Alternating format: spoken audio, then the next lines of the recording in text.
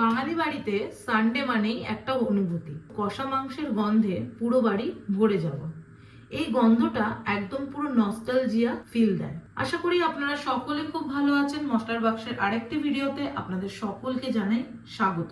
আজ আমি আপনাদের সঙ্গে অথেন্টিক বেঙ্গলি স্টাইল চিকেন কষা রেসিপি শেয়ার করব।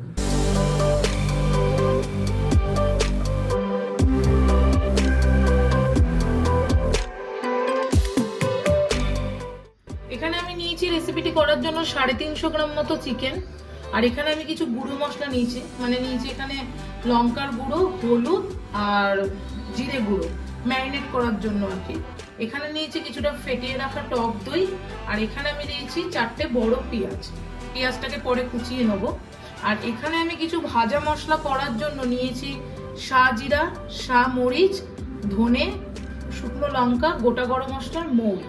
আর এখানে আগে থেকেই আমি রসুন আর আদার পেস্টটা করে রেখেছি। এখানে আমি পেঁয়াজগুলোকে কুচিয়ে নিয়েছি। এবার আমি মাংসটাকে ম্যারিনেট করে নেব। ওই গুঁড়ো মশলাগুলো দিয়ে দিলাম।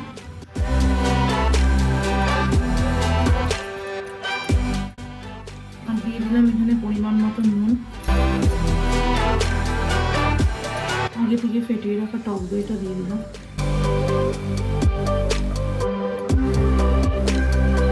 সরষের তেলটা এখানে দিয়ে দিলাম। আর দিলাম স্বাদের ব্যালেন্সের জন্য কিছুটা পরিমাণ চিনি। আর একটুখানি এখানে পাতিলেবু একটুখানি দিয়ে দিলাম রসটা। হাতের সাহায্যে খুব ভালো করে মাংসটাকে ম্যারিনেট করে নিলাম।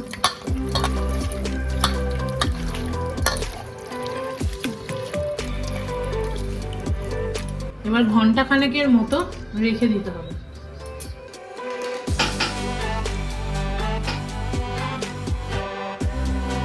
এবার যেই বলেছিলাম যে মশলাগুলো ভাজবো, সেগুলো এবার একটুখানি কাঠখোলায় নেড়ে নিই।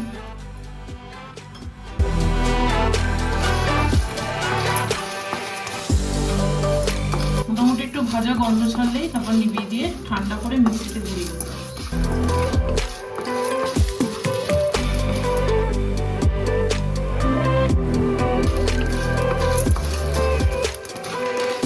আর পুরোটাই কিন্তু লো ফ্লেমে করতে হবে। মশলাগুলো ভাজা হয়ে গেছে, এবার মিক্সির বাটিতে ঢেলে নিচ্ছি।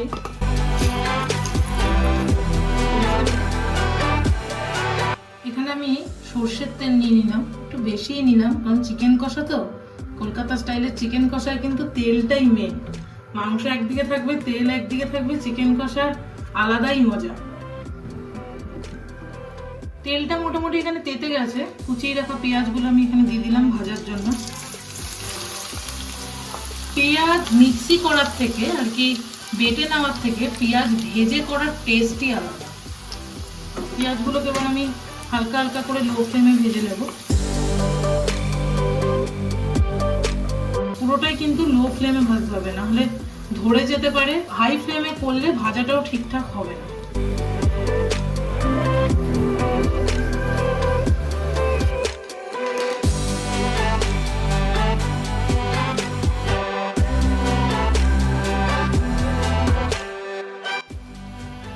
এখানে পেঁয়াজটা মোটামুটি ভাজা হয়ে গেছে, ব্রাউন ব্রাউন হয়ে গেছে। এবার ম্যারিনেট করা মাংসটা এখানে আমি দিয়ে দেবো।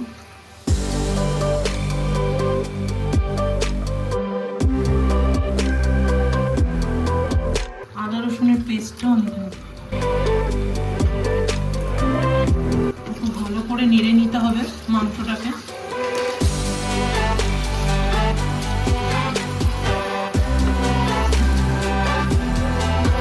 যতক্ষণ না তেল ছাড়বে ততক্ষণ কষতে হবে, আর লো ফ্লেমেই কিন্তু করতে হবে। স্পাইসি চিকেন কারি কিন্তু স্পাইসি হওয়ার জন্য তেল মশলা প্রচুর পরিমাণে দিতে হবে।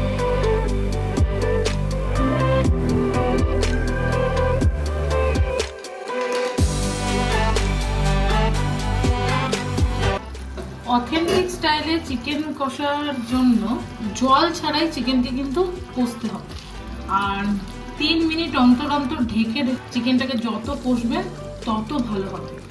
লেগে গেলে কিন্তু পুড়েও যেতে পারে। আর ওই পোড়াটা যখনই মিশে যাবে গন্ধটা কিন্তু আলাদা ছাড়বে।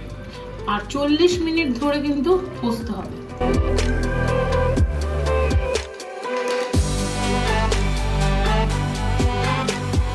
এখানে দেখুন তেল আর মশলা কিন্তু আলাদা বোঝা যাচ্ছে। আমি কিন্তু একদম এখানে জল ইউজ করি, জল দিলেই কিন্তু মিশ্রণটা অন্যরকম হয়ে যাবে, সেটাকে তখন ফোটাতে ফোটাতে কালারটাই চেঞ্জ হয়ে যাবে।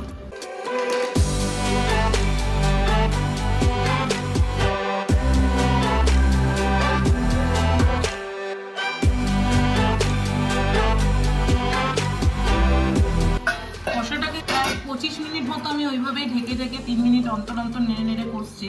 এখনো হবে মিনিট 15 মতো। আমি একটুখানি সামান্য নুন দিয়ে দেবো।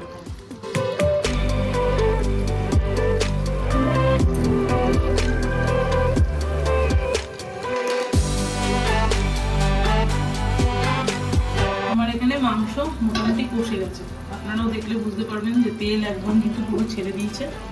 এবার সেই ভেজে রাখা মশলাটা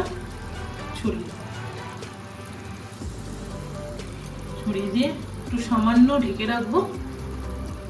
আমার এখানে রেসিপিটি পুরো রেডি। রুটি পরোটার সাথে কিন্তু খুব ভালো লাগবে, ওটা নান এগুলোর সাথেই ভালো লাগবে। আপনারা ফেসবুক থেকে দেখলেন আমার চ্যানেলটি ফলো করে দেবেন, ইউটিউব থেকে দেখলে আমার চ্যানেলটিকে সাবস্ক্রাইব করে দেবেন। টাটা।